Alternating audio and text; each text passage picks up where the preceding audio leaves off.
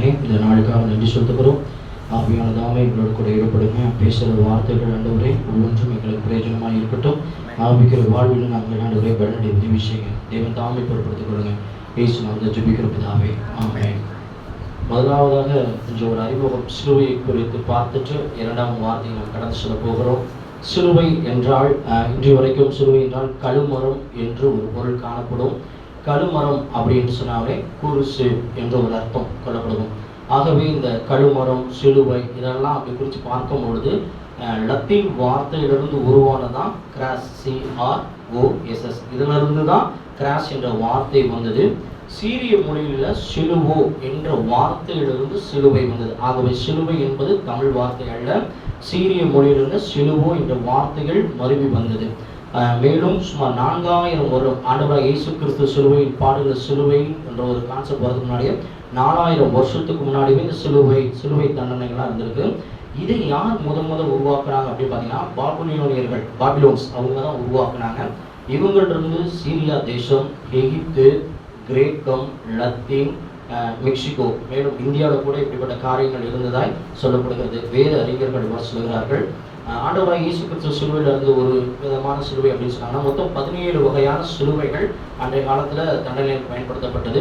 இந்த சிலுவை 4 மரத்தில் செய்யலாம் அப்படின்னு சொன்னாங்க. ஒலிவ மரம், ரெட் ரிவர் கம் அப்படின்னு சொல்லி ஒரு மரத்தில் செய்யலாம். தேவாதார மரம், சைப்ரஸ், இந்த 4 மரத்தில் செய்யலாம். ஆனால் பெரும்பாலும் ஒலிவ மரத்தில் செய்ய மாட்டாங்க. ஏன் அப்படின்னா அந்த ஒலிவ மரத்தில் இருக்க அதுலேருந்து வந்து கொண்டிருக்க எண்ணெய்கள் அதிகமாக வந்துச்சுன்னு வச்சுக்கோங்க, அந்த சிலுவையோட எடை அதிகமாகும். அதனால் ஆண்டவர் பயன்படுத்துனதுக்கு அந்த ஒலிவ மரத்தில் செய்யப்பட்ட சிலுவையை பயன்படுத்தலை.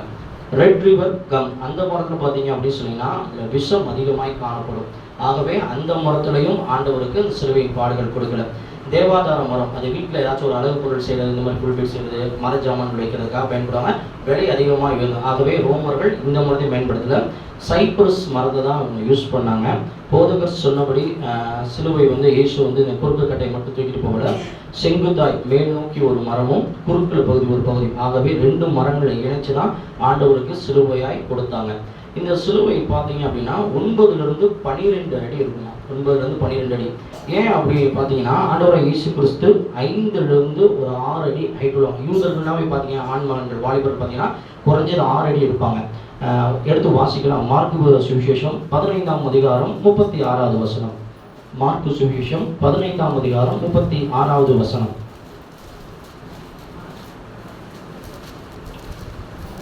ஒருவன் ஓடி கடற்காரனை காடியிலே தோய்த்து அதை ஒரு கோலில் மாட்டி அவருக்கு குடிக்க கொடுத்து, ஒருங்கள் எலியா இவனை இறக்க வருவானோ பார்ப்போம் என்றார். இப்ப ஒரு ராணுவ வீரர் ரோமன்ல இருக்கிறப்ப அவரு பாத்தீங்கன்னா குறைஞ்சது 6 அடி தான் இருப்பாங்க. இப்ப 6 அடி ஓடி போய் டக்குன்னு கொடுக்கல. அப்ப ஹைட்டு மரம் 9லிருந்து 12 அடி சொன்னோம். அப்ப அவர் ஓடி காடியை அப்படி தோய்த்து தான் கொடுத்துருக்காரு. அப்ப சிலுவையின் அடி 9லிருந்து 12 வேத இதுலேருந்தே நம்ம சொல்லுகிறோம். ஆகவே இயேசு சுமந்து சொன்ன சிலுவையின் பார்த்தீங்க 34லிருந்து 57 கிலோ இருக்கும் அந்த வெயிட். செங்குத்தா நீங்க பார்த்தீங்க, செங்குத்தா மரம் பார்த்தீங்கன்னா 135 கிலோ எடையும், அதுக்கப்புறம் பார்த்தீங்க இதெல்லாம் சரி கணக்கு பண்ணி பார்த்தீங்கன்னா 500 பவுண்டு, சொல்லப்போனால் 150 கிலோ வெயிட் உள்ள சிலுவையை தான் ஆண்டவர் சுமந்தார். ஆகவே ஆண்டவர் சிலுவை குறுக்கு கட்டை மட்டும் சுமக்கலை, 2 பகுதி சேர்ந்ததும் இல்லைன்னா ஒரே மரமாய் செஞ்ச சிலுவை தான் தூக்கிட்டு போயிருக்கார். பரிசுத்த வேதாகமத்தில் புதிய ஏற்பாடு மற்றும் 69 இடத்துல சிலுவை சிலுவை சிலுவை என்ற வார்த்தை வந்திருக்கு. பரிசுத்த வேதாகமத்தில் புதிய ஏற்பாட்டில் 69 இடத்துல வந்திருக்கு. இப்போ இது மட்டும் பார்த்தீங்கன்னா ஒரு முக்கியமான ஒரு போர் ரோமத்தில் பார்த்தீங்கன்னா ரோமத்தில் இருக்க ஒரு அதிகார் டைட்டஸ் என்ற ஒரு அதிகாரி என்ன பண்ணியிருக்காருன்னு பார்த்தீங்கன்னா ஒரே நாளில் 3,47,490 பேர் சிலுவையில் அடைஞ்சிருக்கிறாங்க. ஒரே நாளில் 3,47,490 இத்தனையும் யூதர்கள் தான் அடிச்சிருக்காங்கன்னு சொல்லி ஒரு வரலாறு சொல்லுது. இப்படி ஒவ்வொரு காரியத்தில் பார்த்து கொண்டு இருக்கும்போது இப்படி தான் இந்த சிலுவை வந்துச்சு. ஆகவே ஆண்டவர் சிலுவையில் இந்த காரியங்களை செய்திருக்கிறார். மேலும் இந்த சிலுவையில் 2ஆம் வார்த்தை பார்க்க முன்னாடி இயேசு ஏன் சிலுவையை சுமந்தார், ஏன் அவர் சிலுவையின் பாடுகள் அப்படின்னு பார்க்கணும்னா 4000 வருடத்தில் நடந்த ஒரு பாவமான சம்பவத்தை ஆண்டவர் 3 மணி நேரத்தில் அந்த பாவத்தை நிவர்த்தி செய்வதாய் காணப்படுகிறது. ஆதாமிலிருந்து ஆபிரகாம் வரைக்கும் பார்த்தீங்கன்னா 2000 வருடம். அதுக்கப்புறம் ஆபிரகாம்லேருந்து இயேசு கிறிஸ்து வரைக்கும் பார்த்தோம் அப்படின்னா 2000 4000 வருடத்தில் நடந்த பாவத்தை இயேசு கிறிஸ்து 30 வயது வரைக்கும் தாயோடு இருந்திருக்கிறார். 3 வருஷம் ஊழியம் செய்கிறார். 3 மணி நேரத்தில் அந்த பாவத்தை நிவர்த்தி செய்கிறாங்க. ஏன் இப்படி அவருக்கு சிலுவை மரணம் கொடுக்கப்பட்டது அப்படின்னு நம்ம யோசித்து பார்த்தோம் அப்படின்னா என்ன காரணம் அப்படின்னா, பிதா எதை நியமித்தாரோ அதன்படிதான் செய்யப்பட்டது. சரி, இப்போ ஏதேனில் செஞ்ச தோட்டத்தில், ஏதேன் தோட்டத்தில் செஞ்ச பாவத்தை அதிலிருந்து அவங்க மகிழ்ச்சி இழந்து போனாங்க ஆதி தகப்பர்கள்.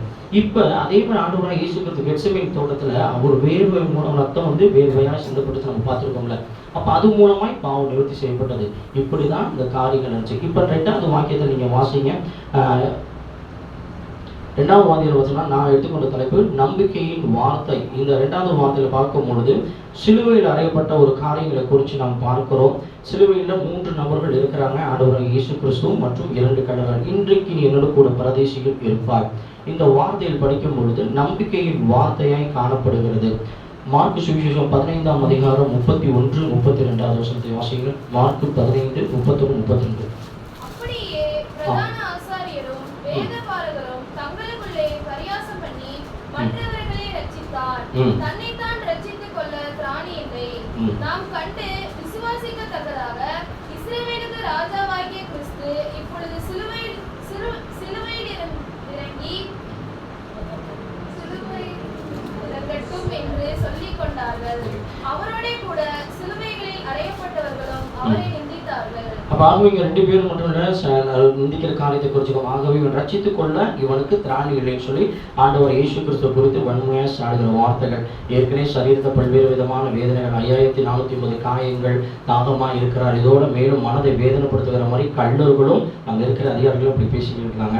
அது மட்டும் இல்ல, மேலும் மார்க்கு அவரோடு கூட சிலர் அறியப்பட்டவரும் அவரை நிந்தித்தார்கள். மார்க்கு 15:30 அவரை நிந்தித்தார்கள். இப்படி 2 கல்வர்கள் இருக்கும் பொழுது ஏன் இந்த கல்வர்களை ஒரு கல்வன் மட்டும் ஆண்டவரை குறித்து சொல்லலாம், ஆண்டவரை ரட்சித்துக் கொள்ளுங்க அப்படின்னு ஏன் அவன் கேட்க முடியுது? ஏன் ஒரு கல்வன் மட்டும் திடீர்னு அவனால பேச முடியுது? ஆகவே ரோமர்களுடைய தண்டனை ரோமர்களுக்கு கொடுக்க மாட்டாங்க. அப்போஸ்தலர் நடவடிக்கைகள் படிச்சு பார்க்கலாம். பவுலை படிச்சு பார்த்தீங்கன்னா, நான் ரோமன் அல்லவா அப்படின்னு சொல்லுவார். அப்போ ரோமருக்கு சிலுவை தண்டனை கிடையாது. அப்போ அங்கே 2 பேருமே மறிக்கிற சிலுவையில் கல்லணா இருக்கிற 2 பேருமே யூதர்களாக தான் இருக்கணும்.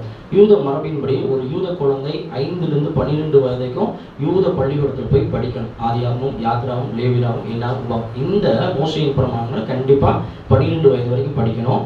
12 வயதுக்கு மேலே அவங்க யூதர்கள் கீழே உட்காந்து, ரபியின் கீழே உட்காந்து பாடங்களை படிச்சே கண்டிப்பாக ஆகணும். மேலும் 30 வயசுல அவரோட படிப்பு முடிச்சிட்டாருன்னா ஒரு சீசன் ஆகலாம். 30 வயசுக்கு மேலே அவர் ரபி ஆகலாம். ஆகவே ஆண்டவர் இயேசு கிறிஸ்து 30 வயசுல தான் ஞானஸ்தானம் எடுக்கிறார். அதுக்கப்புறம் ரபி ஆகணும் தான் 12 சீடர்கள் தேர்ந்தெடுக்கிறார். இது யூதர்களின் முறையின்படி. ஆகவே அந்த சிலுவையில் இருந்த அந்த 2 கடவுள் ஒரு கல்வன் மனதார கொஞ்சம் கொஞ்சமாய் மாற்றுவது. ஏனென்றால் அவனும் யூத மரபின்படி 12 வயது வரைக்கும் ஆகமங்களை படிச்சிருக்கான். மேசியா வருவார்னு தெரியும், இப்படிலாம் இருக்குன்னு தெரியும். இந்த காரியங்களை தெரிஞ்சனால தான் அவன் ஆண்டவரை குறித்து சாட்சி சொல்றான், என்னை முடிஞ்சா அரைச்சிங்க அப்படின்னு சொல்றான். இது மட்டும் இல்லை, ஏன் இந்த 2 கல்லன் ஒரு கல்லன் மட்டும் வருதுன்னா சாத்தானுடைய செயல்களை பார்க்க முடியும். ஒரு கல்லன் நிந்திக்கிறத பயன்படுத்தும். முதல்ல ஆண்டவர் இயேசு கிறிஸ்து பாலைவனத்தில் இருக்கும்போது இந்த அப்பங்கள்லாம், இந்த கல்லெல்லாம் நீங்கள் அப்பம் வாங்கி சாப்பிடக்கூடாதா அப்படின்னு சொல்லிப்பான். இன்னொன்று பார்த்தீங்கன்னா பேரு மூலமாக பேசி சிலுவை பாடுகள்லாம் வேணாம் அப்படின்வாங்க. இன்னொன்று பார்த்தீங்கன்னா கண்டனை பேசுவாங்க. ஆனால் இதெல்லாம் மீறி ஆண்டவர் இந்த சிலுவையில் ஜெயமாய் மாறுகிறார். மத்தேயு 16ஆம் அதிகாரம் 21வது வசனம், 23வது வசனம்.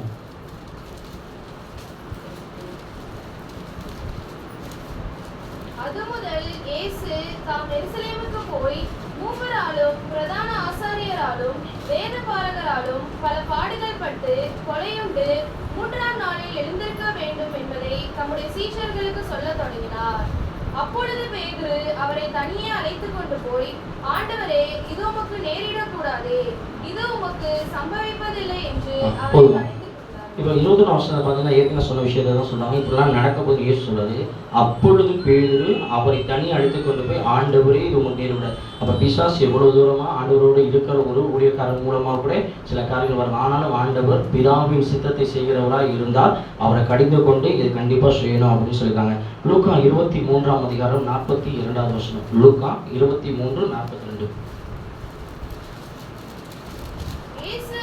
இயேசுவை நோக்கி, ஆண்டவரே, நீர் உம்முடைய ராஜ்யத்தில் வரும்போது அடியேனை நினைத்தருளும் என்றான். அப்ப விசுவாசத்துக்குள்ள வந்த கள்ளன் இயேசு தம்மையே பலியாக்குறார். ஆனால் அந்த இடத்துல வந்து பிதாவே இவர்கள் மன்னியும் முதல் வார்த்தை உன்னத பாட்டு 5ஆம் அதிகாரம் நீங்க வாசித்து பார்க்கும்போது இயேசுவை குறித்த அளவுகளை பற்றி சொல்லுவாங்க. அப்படிப்பட்ட அழகான முகம் பார்த்தீங்கன்னா அங்க இருக்கிற போர்ச்சுவர்கள் அடிப்பாங்க, காரி துப்புவாங்க, சிரசுல வந்து முள்முடி வைப்பாங்க.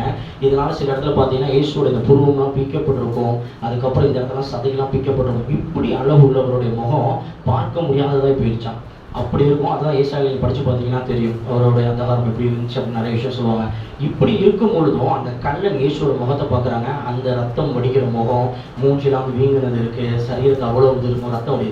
இதையும் பார்க்கும்போது பிதாவே ஒரு மன்னின்னு சொன்ன வார்த்தையும் அந்த இயேசுவோட அன்பான கண்கள், கருணையான கண்கள் பார்த்தோன்னே அந்த இருதயம் கலங்கப்படுகிறது. ஆனால் முதல் கல்லனுக்கு கலங்கப்படலை. ஏன்னா அவங்களுக்குள்ள பிசாசின் கிரிகள் காணப்படுது. அந்த வார்த்தையை அவனால் ஏற்றுக்கொள்வார். 2வது கல்லனுக்கு அந்த முகத்தை பார்த்தோன்னே ஐயோ ஆண்டவர் நம்மளுக்காக இப்படி இருக்கிறேன்னு சொல்லி படிப்படியாக அவரோட மாரியம் வருது.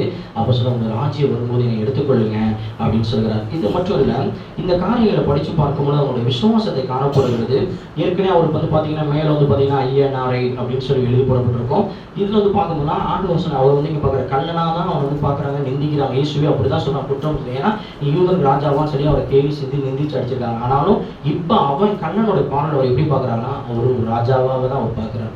கைகள் ஆணி அடித்த கைகளை பார்க்கும்போது அந்த கைகளில் ஆணிகள் அந்த கண்ணன் பார்க்கல, அதுக்கு செங்கோல் ஒரு கையில் இருக்கிறதா பார்க்குறாங்க. மேலும் வந்து அவருக்கு வந்து முழுக்கிரின்னு சுட்டப்பட்டதை அவர் வந்து பார்க்குறாரு. வெற்றியின் மகுடமாய் கண்ணன் பார்க்குறாங்க. லாஸ்ட் அவர் சரீரெல்லாம் ரத்தம், அந்த ரத்தத்தை அவர் ரத்தாம்பரமாய் பார்க்குறார். இப்படி தான் ஒரு நம்பிக்கை அவர்களை கண்ணனுக்குள்ள வருகிறது. இந்த கல்லனை போல சில காரியங்களை நம்புகிறோம், ஏதோ ஒரு காரியங்கள் நம்ம விழுந்திருக்கலாம், ஏதோ ஒரு பிரச்சனை இருந்திருக்கலாம். ஆனாலும் அந்த இயேசுவின் முகத்தை நம்ம பார்க்கும்போது, தரிசிக்கும் போது நம்மளுடைய குற்ற உணர்வுகளை வந்து நம்ம அறிக்கை செய்கிறதா இருக்கிறோமா? இல்லை அந்த கல்லனை போல ஏன் ஆண்டவரே எனக்கு இப்படி, உங்களை வந்தனால இப்படியா, இப்படி நம்ம தூஷிக்கிறோமா? இல்லை அவரை நிந்தித்தவர்கள் போல இருக்கிறோமா? ஆனால் ஆண்டவர் சொல்ல இன்றைக்கு நீங்கள் கூட பரதேசியில் இருப்பாய். நம்பிக்கையின் வார்த்தையை கொடுக்குற ஒவ்வொரு நாள் நம்ம வாழ்க்கையில் பல்வேறு பிரச்சனைகள் வரும், பல்வேறு வேலை வரும். ஆனால் நம்ம வீட்டிலேயே நிறைய நேரம் வசனம்லாம் இருந்திருக்கும். ஆனால் அன்னைக்குன்னு பார்த்தோன்னா அந்த வசனம் ஒரு வேதனையாக இருக்கும், உங்களுக்கும் சந்தோஷமாக மாறும் அப்படின்னா. அப்போ அந்த வசனத்தை நம்ம பிடிச்சிக்கிறோமா? நம்மளோட ஆண்டவரை இயேசுவை பிடிச்சி கொடுக்குறோமா? இந்த கல்லனுக்குள்ள விசுவாசம் படிப்படியாக வந்தது போல என் பிரச்சனையான நேரத்தில், என் துன்பமான நேரத்தில் நான் இயேசுவை நோக்கி நான் இருக்கிறேன்னா, நான் அவரை விட்டு பின்மாற்றம் அடையாமல் இருக்கிறேன்னா என்று நம்மளே சிந்தித்து பார்ப்போம். கண்கள் மூடி ஜெபிப்போம்.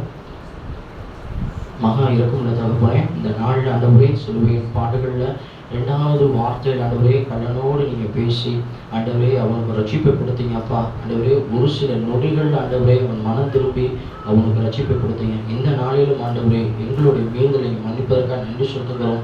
உங்களை துக்கப்படுத்தின காரியங்கள் இருந்தால் தகப்பனை ஒரு விஷயம் பண்ணீங்க, மீண்டும் ஆண்டவரை சுத்திகரிங்க. இந்த வார்த்தைகள் ஆண்டவரை வெறும் வார்த்தைகள் இல்லாமல் அவங்க மனதில் விதைக்கப்படட்டும். தெய்வத்தாமே பொருட்படுத்துறதுக்காக நன்றி சொல்லுகிறோம். இயேசுவின் விளையாட்டு நான் ஜெபிக்க நல்ல பிதாவே, ஆமென்.